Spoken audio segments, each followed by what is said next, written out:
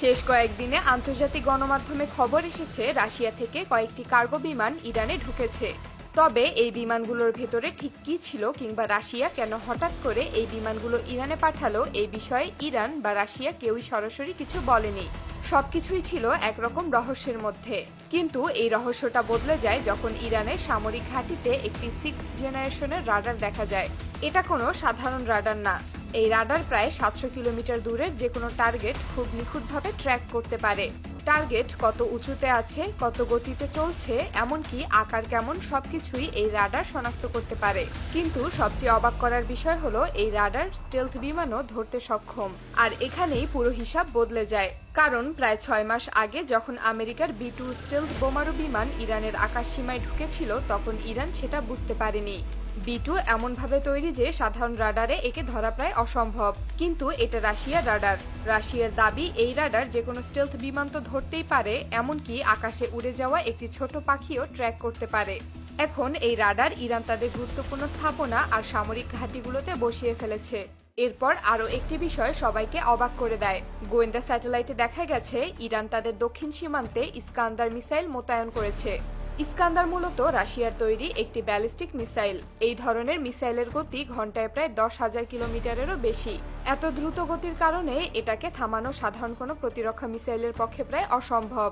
এর থেকেও বড় ব্যাপার হলো উন্নত দেশগুলো এই ধরনের ব্যালিস্টিক মিসাইল সাধারণত পারমাণবিক ওয়ারহেড বহনের জন্য ব্যবহার করে। সহজ ভাষায় বললে এই মিসাইল পারমাণবিক বোমা বহন করতে সক্ষম। যেহেতু এটি ব্যালিস্টিক মিসাইল তাই এটি 3 থেকে 4,000 কিলোমিটার দূরের লক্ষ্যবস্তুতে খুব নিখুঁতভাবে আঘাত হানতে পারে। KA-52 এলিগেটর হেলিকপ্টার ইরানে এসেছে এমনটাই বলা হচ্ছে। ইরান সামরিক শক্তিতে এগিয়ে থাকলেও তাদের ফাইটার জেট আর হেলিকপ্টার প্রযুক্তি তুলনামূলকভাবে অনেক পুরনো। সম্ভবত এই কারণেই রাশিয়া এই হেলিকপ্টারগুলো পাঠিয়েছে। KA-52 এলিগেটর হেলিকপ্টারটি নকশা আর প্রযুক্তি একেবারেই আলাদা। এতে রয়েছে ডুয়াল ইঞ্জিন আর ডাবল রোটর সিস্টেম, অর্থাৎ এর দুটি প্রধান পাখা দুই দিকে ঘোরে। এই প্রযুক্তির কারণে হেলিকপ্টারটি খুব দ্রুত গতিতে উড়তে পারে এবং প্রচণ্ড ঝড়ের মধ্যেও সহজে মিশন চালিয়ে যেতে পারে। এটি ঘন্টায় প্রায় 350 কিলোমিটার বেগে উঠতে সক্ষম। এর বডি এমনভাবে বানানো যে সাধারণ মেশিনগান বা ছোট মিসাইলের আঘাত সহজেই সহ্য করতে পারে। হেলিকপ্টারটির গায়ে ব্যবহার করা হয়েছে বিশেষ টাইটেনিয়াম প্লেট, আর ককপিটে রয়েছে বুলেট প্রুফ গ্লাস। রাতের অন্ধকারে যুদ্ধ পরিচালনার জন্য এতে রয়েছে উন্নত নাইট ভিশন সেন্সর আর রাডার সিস্টেম। এই প্রযুক্তির মাধ্যমে কয়েক কিলোমিটার দূর থেকেই শত্রুর ট্যাঙ্ক, লুকিয়ে থাকা যানবাহন বা সৈন্যদের শনাক্ত করা সম্ভব।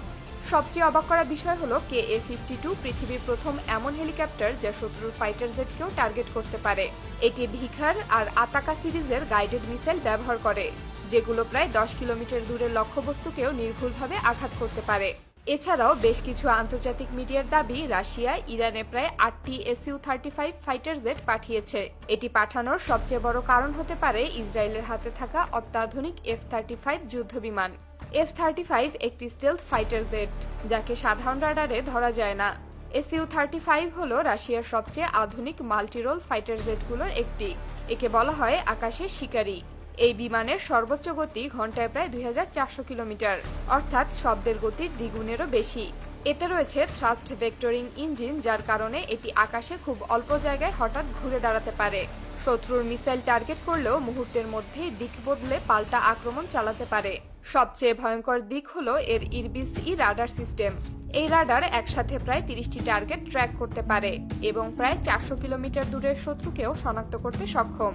Su-35 একসাথে 8 টনেরও বেশি অস্ত্র বহন করতে পারে। আরেকটি গুরুত্বপূর্ণ বিষয় হলো এর স্টেলথ সুবিধা। এই বিমানে বিশেষ রাডার অ্যাবজর্বেন্ট প্রযুক্তি ব্যবহার করা হয়েছে, যার কারণে রাডারে এর আকার অনেক ছোট দেখায়।